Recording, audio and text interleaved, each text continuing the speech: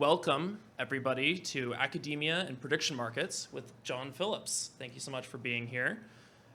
John is the co-founder of PredictIt and serves as the CEO of Aristotle, the company behind PredictIt. With a career spanning over 30 years in politics and technology, John has been instrumental in merging the fields of political analysis and prediction markets. Before PredictIt, John had a notable career in political consulting and software development, contributing to the growth and innovation of prediction markets in the United States. Thank you so much for being here with us today, John. Let's give him a round of applause.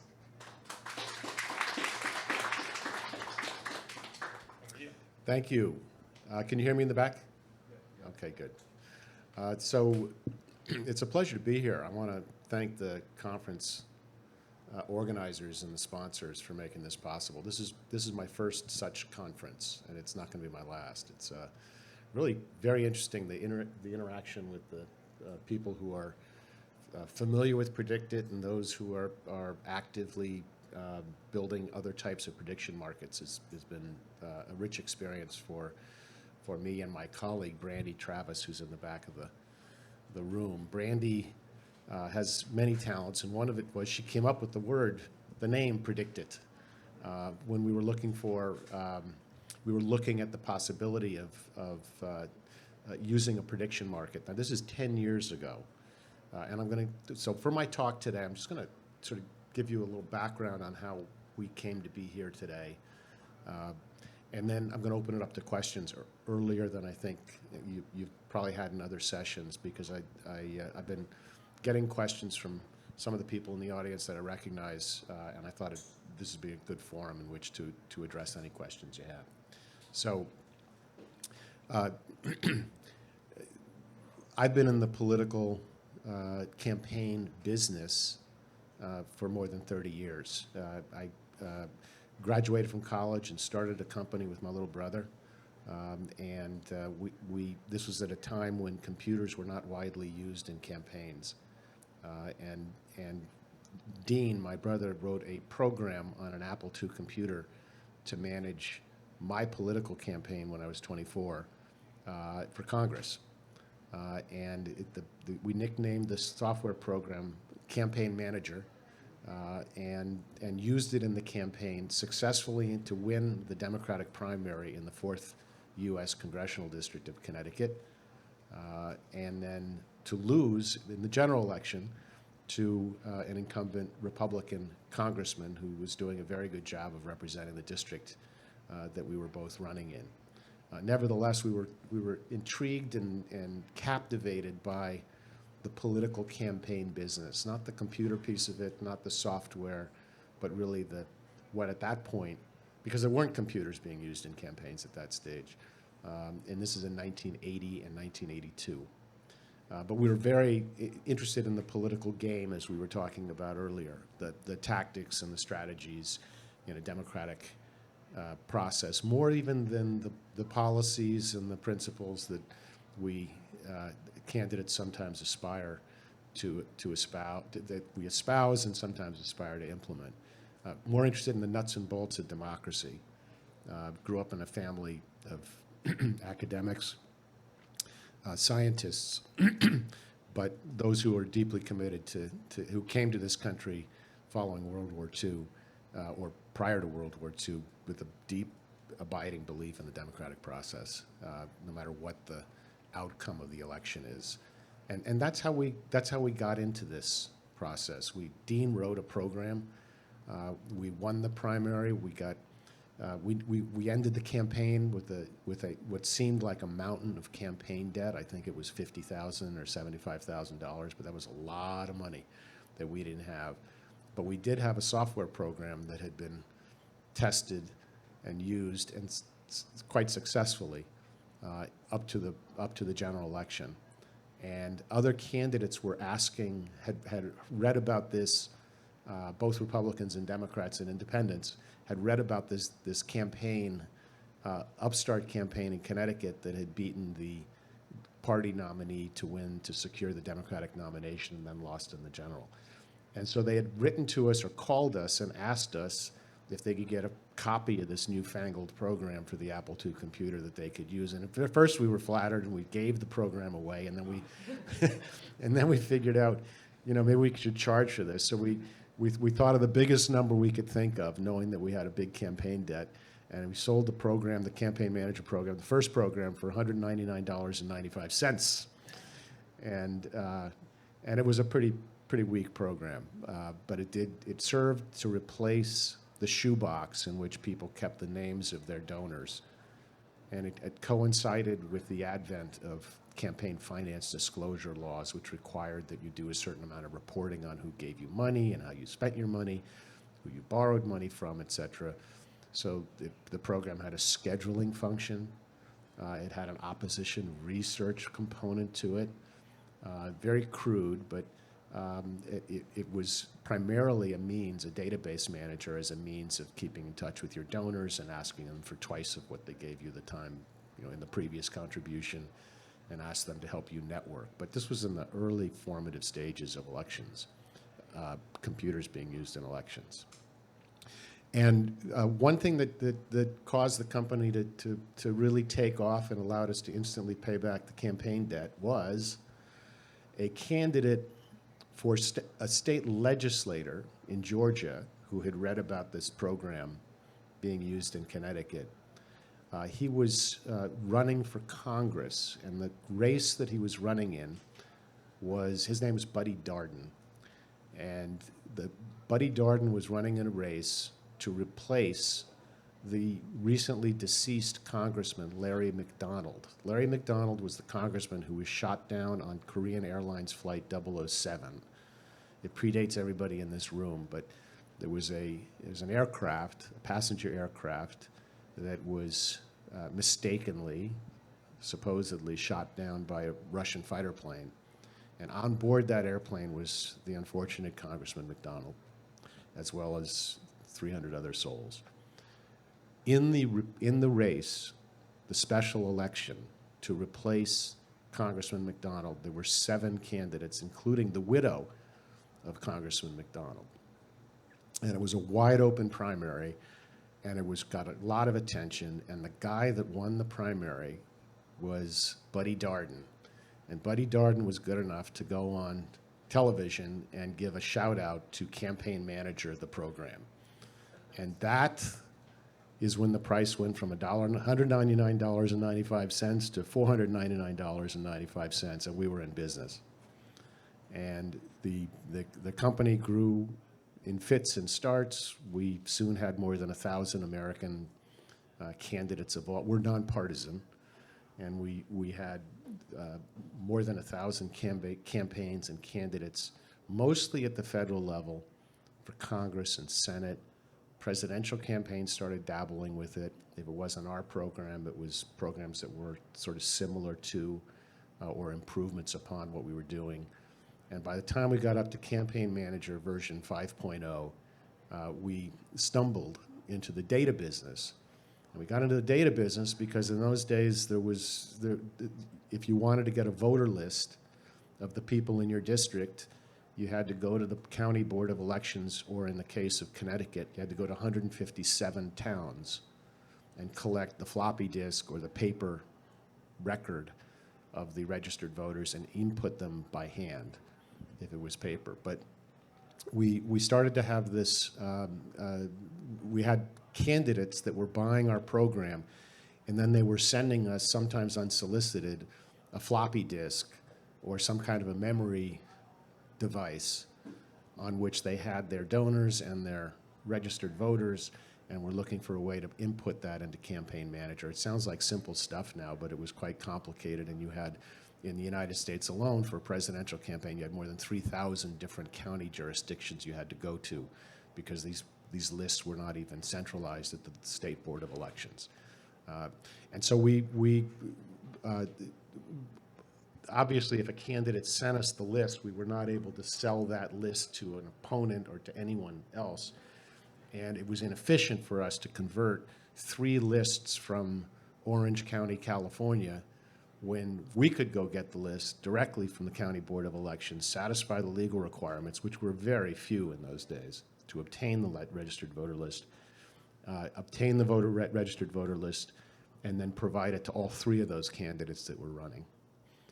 We also were dragged into a foreign political campaign. So they too had read about software being used in American campaigns and wanting to emulate the very best in American political campaign techniques. They too wanted software, sometimes translated. We ended up with more than 130 members of parliament in the United Kingdom who were using the software, the campaign manager program. And then we were invited to provide software in the Philippines for the candidate that was running against he was running against the then dictator of the Philippines named Ferdinand Marcos. I don't know if you remember, Imelda Marcos was the wife of the dictator. She was the one with the closet full of $1,000 shoes, and which became an issue in the campaign. So we ended up doing foreign campaigns and domestic campaigns, providing software and the data, and then we were the first company to experiment with a newfangled thing called internet, and which made possible online fundraising. And we had Senator Bill Bradley and Senator John McCain were running, and they were running against the incumbents at that point, or the preferred party nominees in the case of Bush and Clinton. And they both came to us and said we would like, and those two guys were friends, even though one's a Republican, one's a Democrat. And they both came to us and said, we'd like to start raising money, see if we can use software and this internet thing to raise money online. And there was a problem. And the problem was that the federal regulations regarding disclosure prohibited using a credit card to make a political contribution. The theory at the time, and this will circle back to what's going on right now with PredictIt and the CFTC, but the theory at the time that the regulators had was that if you allow a contribution to be made using a credit card, whether it's offline, online, any other way you want to do it, that would foster illegality, because business people presumably would use their business credit card to make contributions to candidates, and non-individuals were not allowed to make contributions to candidates at that point. They're still not.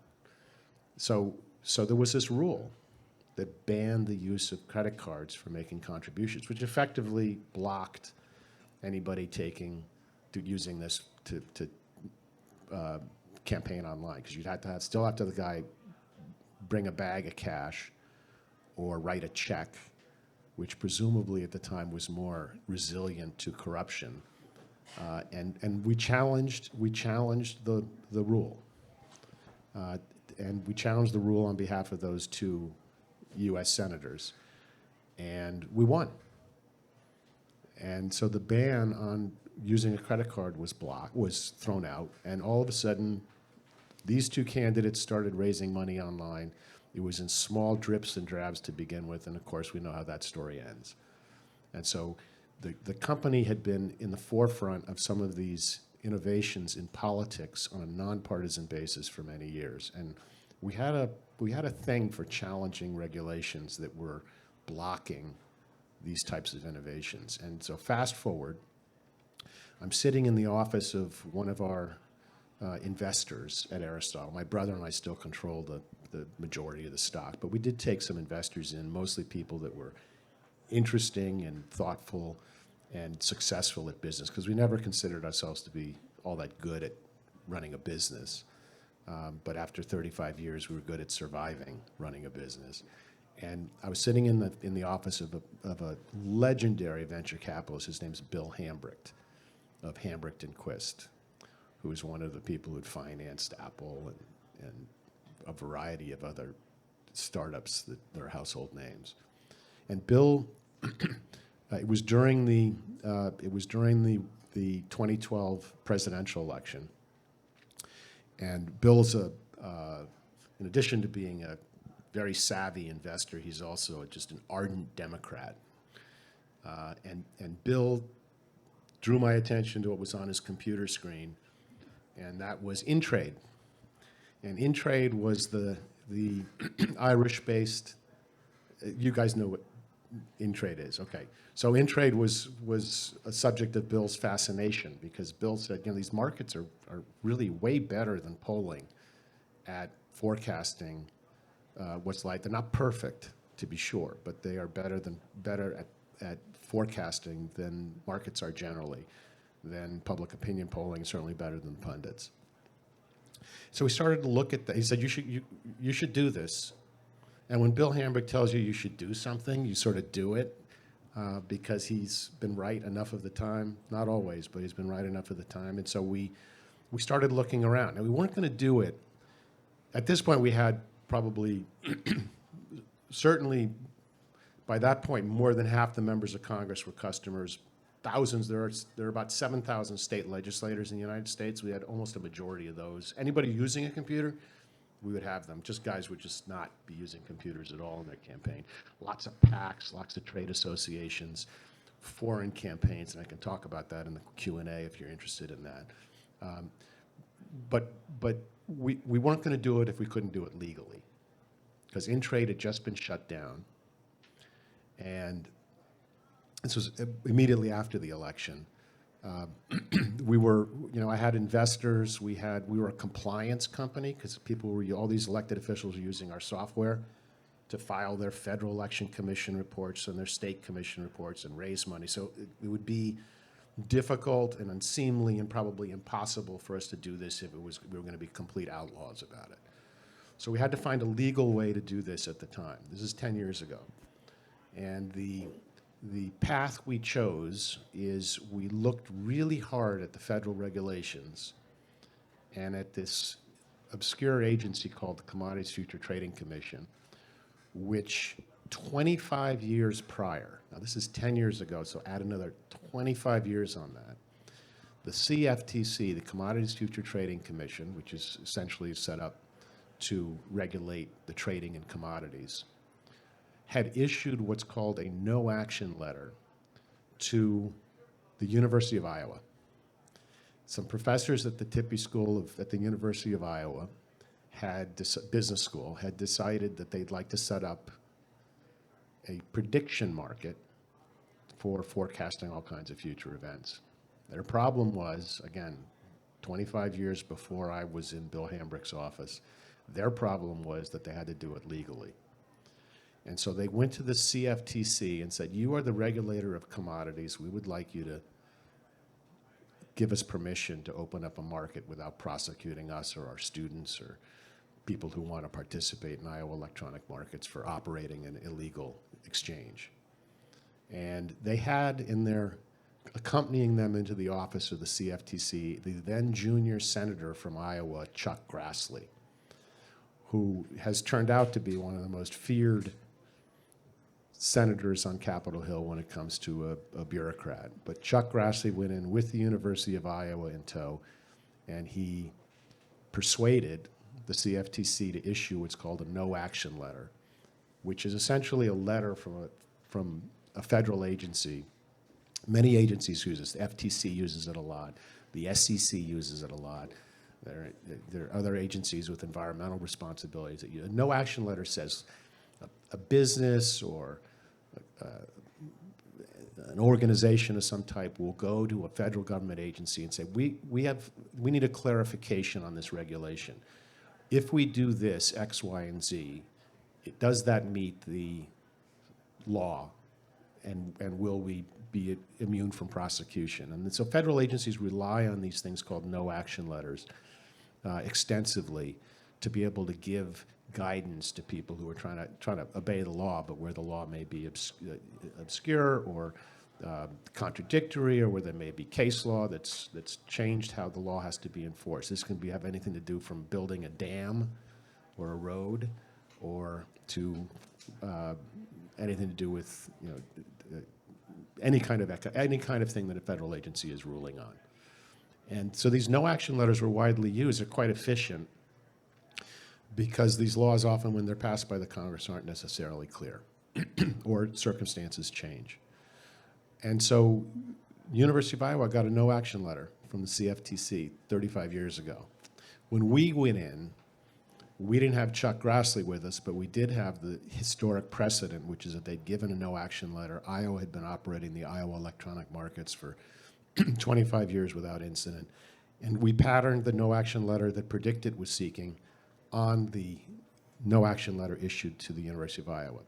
Now, we needed a university in order to make it apples and apples and make it really hard for the agency to reject the request for a no-action letter. Not that they were necessarily predisposed to reject it at that time, but we just wanted to make sure that it was very, very hard for them to say no in this request for a no-action letter.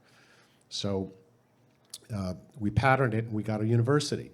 So where to find a university like University of Iowa that would go in with us to the CFTC? So we looked far and wide, and lo and behold, in New Zealand, Victoria University of Wellington, New Zealand, which is a fine university, it's got about 20,000 students, and they have a Department of Economics that was running a prediction market and been doing so for 7 years, and a quite good one. Doing the same things that University of Iowa was doing with Iowa electronic markets. And so we teamed up with Victoria University. Oh, and Victoria University they were having trouble complying with regulators in New Zealand that wanted to look at how they were processing them. It was a burden for the university and for these economics professors in the economics department. So they were thinking of shutting it down on their own when we show up and say, we would like to bring this to the United States.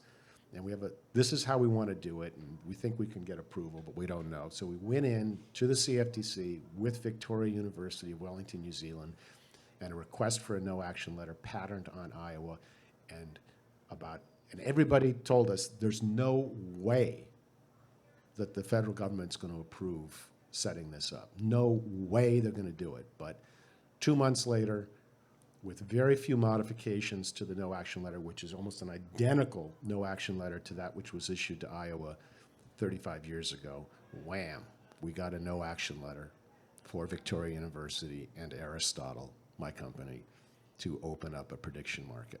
And it was slow at first. There were people, it was word of mouth that people heard about PredictIt. And we started to get people who were telling their friends about PredictIt. There might be people in this room, Pratik, I don't know if you're one of them, but the people who were early on involved as PredictIt traders started to talk it up. And the prediction market, in-trade was gone at this point. There was a voracious appetite for betting on political outcomes. And in spite of the fact that it was a shoestring operation in terms of the marketing and the expansion, PredictIt started to take off. And the reference to PredictIt in some of the debates in the 2016, this was now 2014, we got the no-action letter. 2016 was our first presidential election cycle. It was started to get referenced by reporters that were looking for ways to benchmark their reporting because they had lots of information from public opinion polls, but they were increasingly unreliable. That's a bad rap. The public opinion polls are quite good at certain things. If you want to know why somebody is saying it is likely to vote a certain way, why somebody believes something, public opinion polling is pretty good. Focus groups are one way to do it. It's expensive, and it's time-consuming, and it doesn't react to immediate information or changes in the information environment. But if you want to figure out who's going to win the election 6 months or 12 months down the road, they're not very useful for that. And as you guys know, prediction markets are much better at helping people separate the head from the heart in terms of where they're going to put their money. And for a variety of other reasons, they're better at some of these things that polling is more deficient at. Taken together, and I manage foreign political campaigns as part of my role at Aristotle. And when we go into a foreign country, especially one that's experimenting with democracy for the first time, or there's been a major change, some type of a change in government that's unexpected, They're scrambling to patch together some type of a democratic process that will pass muster with Western donor nations, as well as with their own population. And polling is very useful in some of those cases, but it's not very good at projecting who's going to win the election down the road.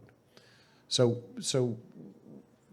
we ended up with PredictIt growing. Today there are about 81,000 individuals who have at least $1 in their account, in their PredictIt account.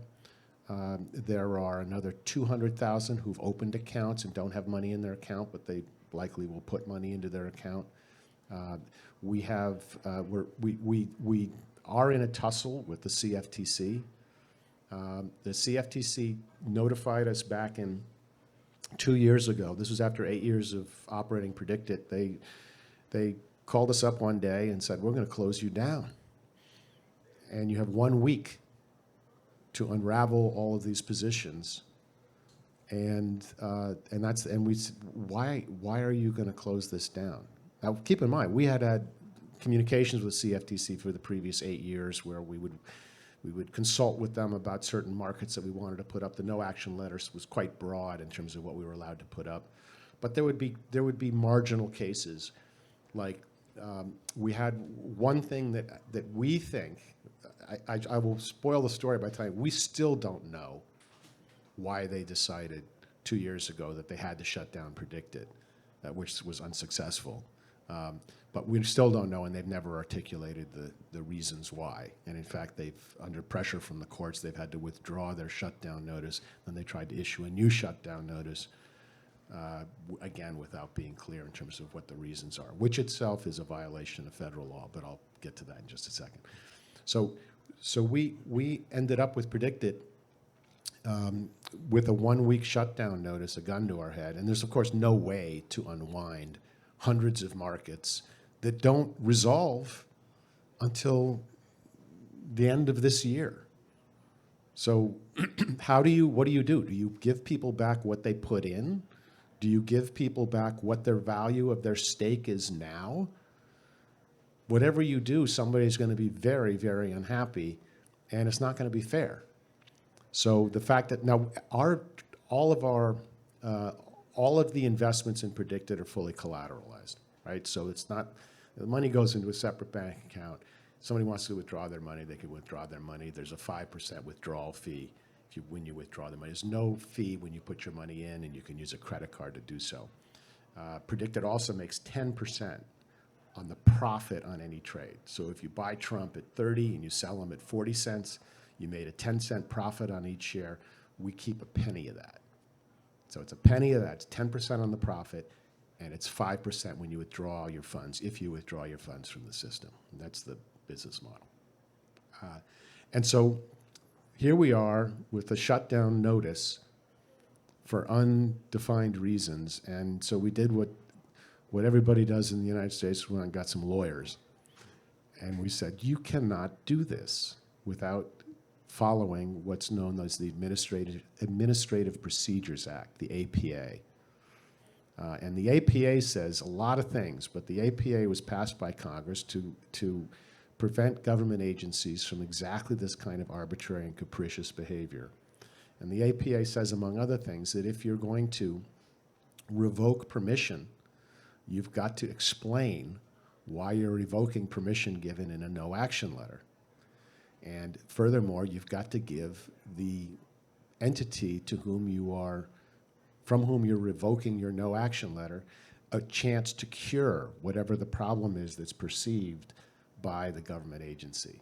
And there's got to be due process. Well, the CFTC failed in that, and we filed suit with some PredictIt traders, with some as the plaintiffs, with also some of the professors who had come to rely on PredictIt data. I should have told you this sooner.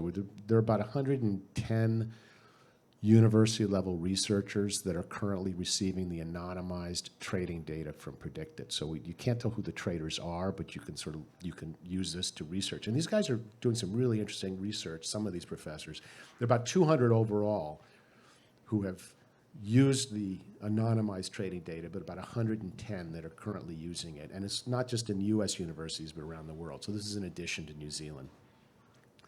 And so we sued on behalf of the university professors who are using it in their teaching. There's a professor at Michigan State. He's the interim chairman of the political science department. I'm looking for some chips. But he gives these chips out, or something like it, to the students in his class. And there are other professors who've done this as well. So if they want to might be a class on forecasting, for instance, and they'll use this PredictIt as a means of helping the students understand what you think is going. There is a chip, right? So that's worth $25. I'll give you all a chip for if you aren't a current PredictIt trader to open a PredictIt account when we're done. But you got to promise me you're going to write a letter to the CFTC. I'm serious. I'll get to that in just a second. So the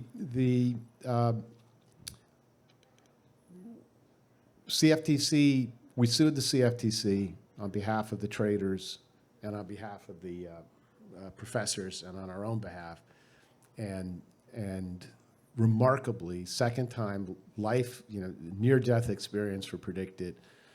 The case goes to the Court of Appeals, which is the second highest court in the land, as you know. And the Court of Appeals issues an injunction against the CFTC shutting down PredictIt, an injunction. And furthermore, what they did was they said that PredictIt, that the CFTC didn't just grant a no-action letter, but in their opinion, it's a license. So a license is really interesting because you give a license to somebody, then the rules you have to adhere to if you're going to try to revoke a license, whether it's a fishing license for a commercial fisherman or something along those lines, you can't just take it away. Right? You have to, in addition to having to show cause and give a chance to cure, a license is sometimes a license is transferable. And the court didn't say whether this was a transferable license or a fixed license. Just that the agency, here's the poor CFTC at this point. They don't even have a license granting procedure, let alone a license revocation procedure. So now PredictIt, this is as of last summer, has a license. And that's where we stand right now. The court just ruled, the government tried to move the case back to the District of Columbia. We sued in Texas. And because that's where the traders were, it was advantageous to be in the Texas court, in the Fifth Circuit.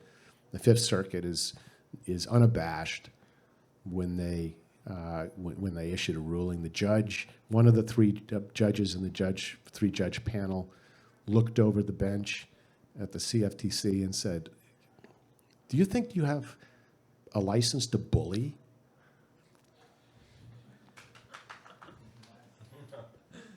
So that's where we are. So we are in court. We are playing a very long game. We're going to put up many new markets, but we're right now being very cautious. The market's open. We're getting close to the caps in terms of how many new traders we can admit into some of these markets. There's a 5,000 trader limit in some of these individual contracts, I should say. So market might be who's going to be president. The contract might be Trump. It might be Biden. It might be Kennedy, for instance. But it's PredictIt is alive and kicking. The dog eats the dog food. I don't mean to refer to you guys as dogs, but the fact is the dog likes the dog food.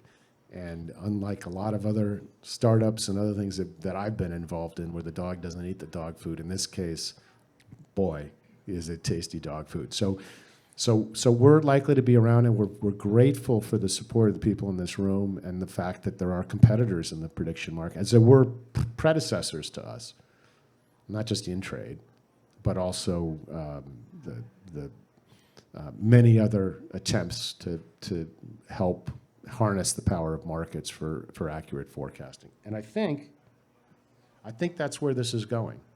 So I'm a buyer. If there were a market on PredictIt, I'd be a buyer at almost any price that we're going to survive.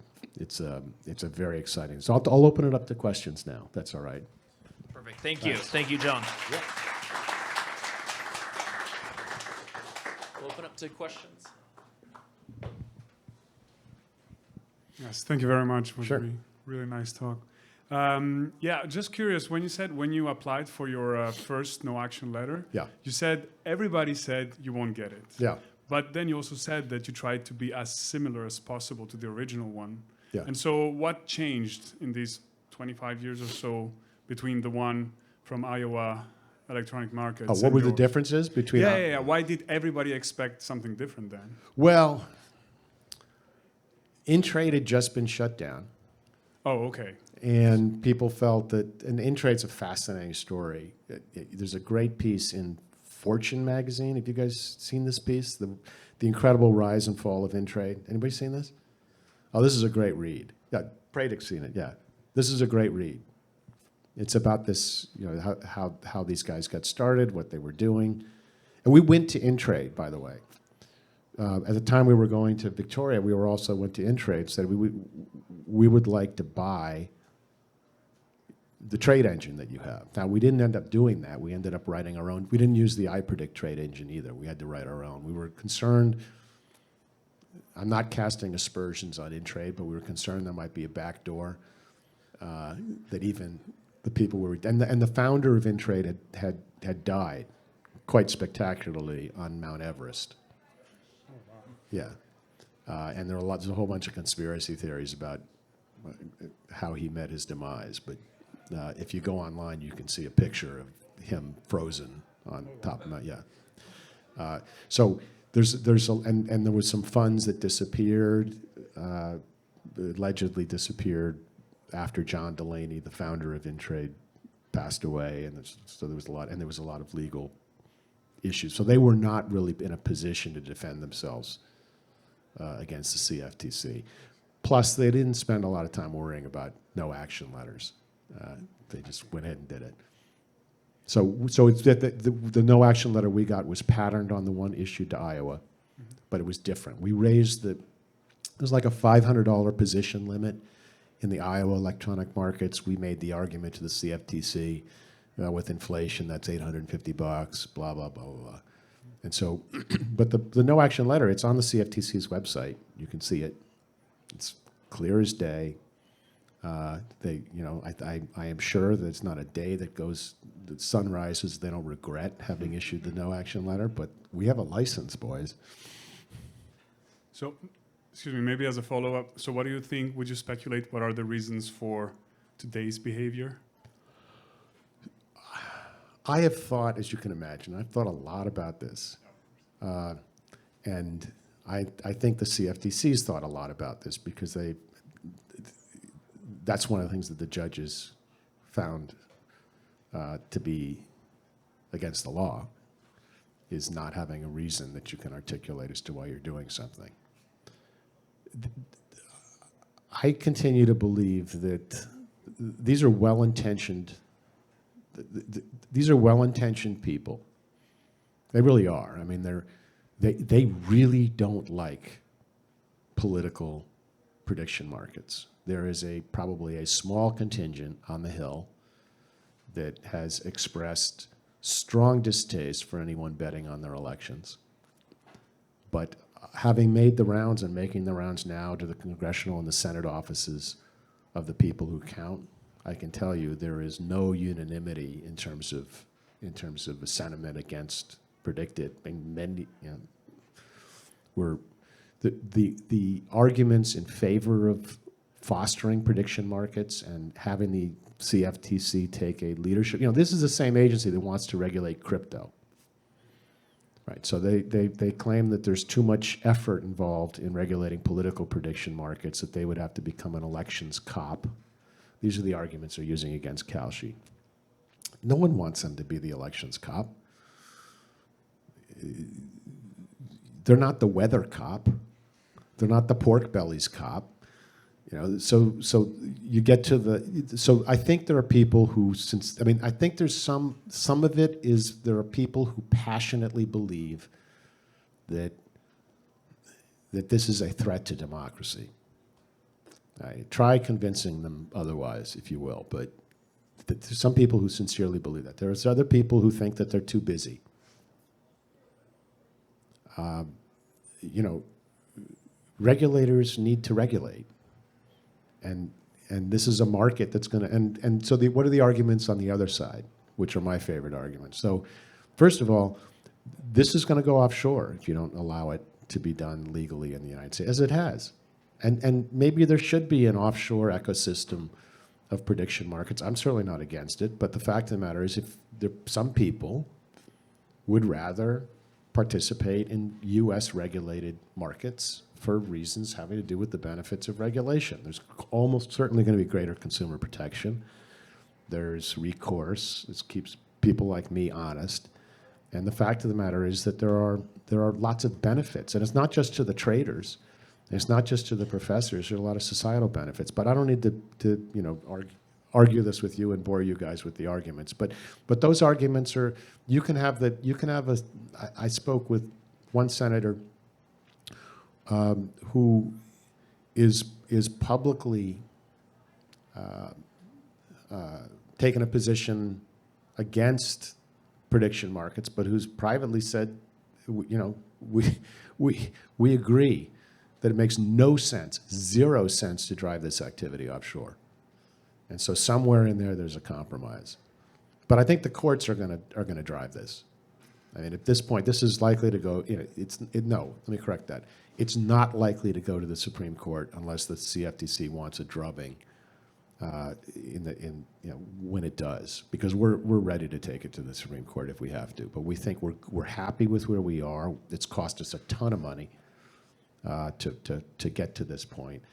And we're all in on it because this is certainly personally, this is the most exciting business activity I've been involved in my life, and I've had a lot of great experiences in the political business. But this is great, and it gets me out of bed in the morning. Thank you. Yeah, thanks. Curious what the differences are, kind of structural differences between you guys and Kalshi. You guys are a nonprofit associated with a university, right? Aristotle's a for-profit company. The university is not allowed to make a profit on the market. Gotcha.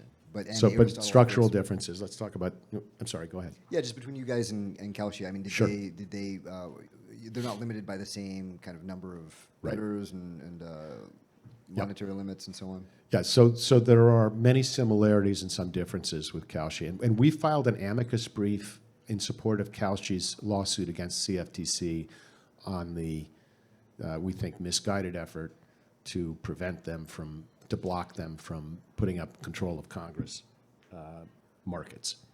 So we think it's important that they prevail. And commenting on the rule, you can find the link in the Discord, but commenting on the rule will help, and I can explain why that's the case. I know it sounds improbable that somebody's going to read these comments, but there's actually a legal reason why it's really important that there be intelligent, thoughtful comments on this. And I'll get to that right now. They have to respond by law.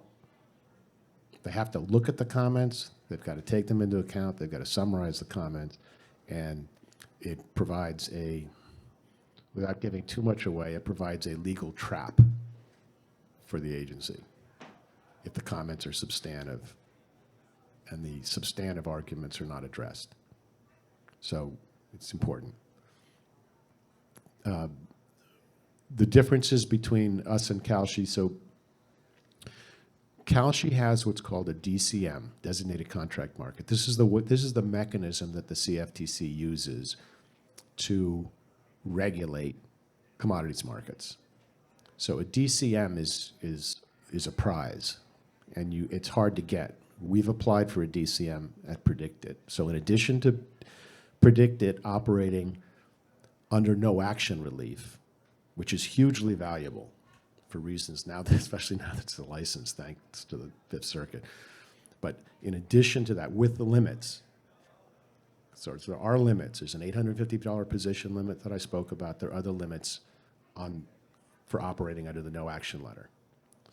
In addition to that, as a DCM, these limits do not exist. Now, you can self-impose limits, position limits, for instance, if you're concerned about a billionaires buying, somehow tipping an election, you can put, and position limits are used in some cases. But the DCM that Kalshi has, is think of it as a license in essence. The designated contract market is a very valuable thing that they have. Now, we are applying for a DCM. We've been at it for 2 years. We think we're a couple months away, maybe 2 months away, maybe 3. But we're very, very close. We've done our demos. I can't really address any more of that except that we're going through that process. And there will be others. So there are lots of DCMs, but nobody's ventured into the political DCM space because of this reticence. And it's the CFTC that issues the DCM? Yes. Same cast of characters? Yeah. Although I have to say, I mean, in applying for the DCM, I want to be careful what I say because for the same reason, the comments are important. But the fact of the matter is we have no reason to believe, I say that sincerely, we have no reason to believe that we're not going to also have a DCM in short order. But it's an arduous process. They want to make sure, and that's part of the benefits of regulation is you make sure that funds are handled properly. They got to be done. Things have to be done a certain way. There's anti-manipulation. There's a lot involved.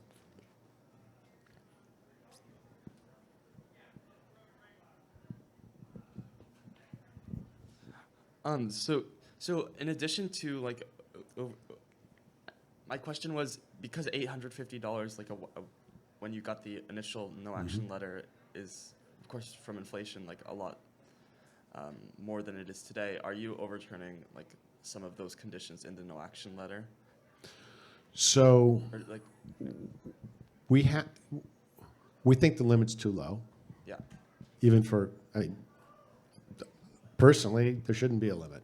Yeah, of course. But in a market, in the PredictIt market, I'll speak just for PredictIt, the limits have the effect. First of all, the limit negatively impacts the kind of information that flows into the market with contrary point of view, for instance, or even not a contrary point of view. So the limits are reasons not to have any limits whatsoever. But if you self-impose a limit, as there is with PredictIt, I don't see a day when PredictIt's going to have unlimited positions as a no-action letter. As a DCM, God bless Kalshi and us and others, and there shouldn't just be 2. There should be dozens of these prediction markets. But the fact of the matter right now, you got us and you got Kalshi, and we had InTrade. And the fact of the matter is these limits do serve a purpose. If the only purpose of the limit is to eviscerate the argument that this is a danger to democracy, that somebody's going to tip over the entire democratic process in a presidential election with an $850 position, it doesn't make sense. Now, there have been proposals to tie the limit, the position limit, to the amount that the federal contribution limit is for making a contribution, which is $3,300. The argument being, if Congress in its wisdom decided that for $3,300 you couldn't buy an election, then a $3,300 position limit has some logic to it if it means you're not going to be allegedly buying all these elections. Most of our predicted traders, most of our predicted traders are making modest-sized bets in these markets, and they're doing it. They're in a lot of markets sometimes, different markets. But most of the predicted traders are they will make an average first-time deposit of about not first-time, but an average deposit of about $200. And as I say, we have 81,000 people in there with money in their accounts, and there's money coming into the system every day. Good question, though.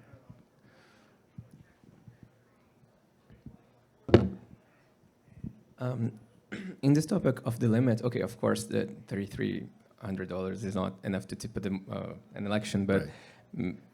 Probably people are talking about the percentage that shows up in the end. Like the odd that, if it goes a 10% chance, then, oh my God, something must have happened, people are going to change their vote. So isn't there a way to tie the amount to the amount needed to tip the percentage by a certain percentage point? Like, Well, I don't know. I don't know. so it depends on the liquidity of the market. Yeah. So that would be conditional on that to make the limits for betting. Yeah. I mean, there are other ways to look at the limits. To us, the 5,000 trader limit in a contract is a much more onerous problem that we intend to fix. So let's assume things go the way John wants things to go, and Fifth Circuit, rides to the rescue and reaffirms what they've already stated. And I think that's probably the most likely outcome, is that this is here to stay, and the other side's going to just give up from exhaustion before we give up from exhaustion. And we're not even close to being exhausted. We're having way too much fun with this. So let's assume that PredictIt is here to stay. There will be other markets. There will be other, because really what Kalshi is doing is opening the floodgates. And so just the distinction here is what Kalshi's suing over is the CFTC's has blocked them putting up a market on control of Congress. And the hearing, as you guys might have heard, I was speaking, I chimed in at the session they had on Friday. Their lawyers appeared in the district court in D.C., the one that the CFTC was trying to drag us into when we dragged it back to Texas.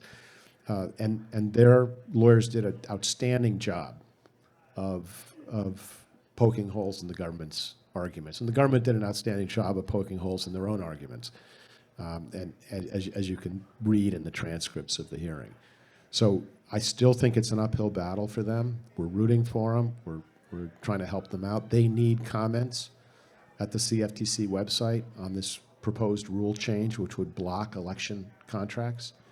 But in the long run, there are going to be DCMs. There's going to be regulated markets. We're going to have a whole different set of problems. I'm speaking as a PredictIt with my PredictIt hat on. Once this is going to look like PAPSA, like the lawsuit that allowed online gaming that went to the Supreme Court. Okay, it's going to be that people are going to talk about this the way they talk about the PAPSA ruling, which was before online gaming and after the Supreme Court ruled and opened up for the sports betting companies, which are regulated at the state level. If somebody's interested, I can talk about the difference there. One of the things that's so valuable about the license or a DCM is that you are explicitly rather, operating under federal regulations as opposed to state by bloody state, which is what the online gaming people are doing. And so you have federal preemption that makes it just infinitely easier having a federal regulator. But imagine, if you will, if sports betting were regulated at the federal level.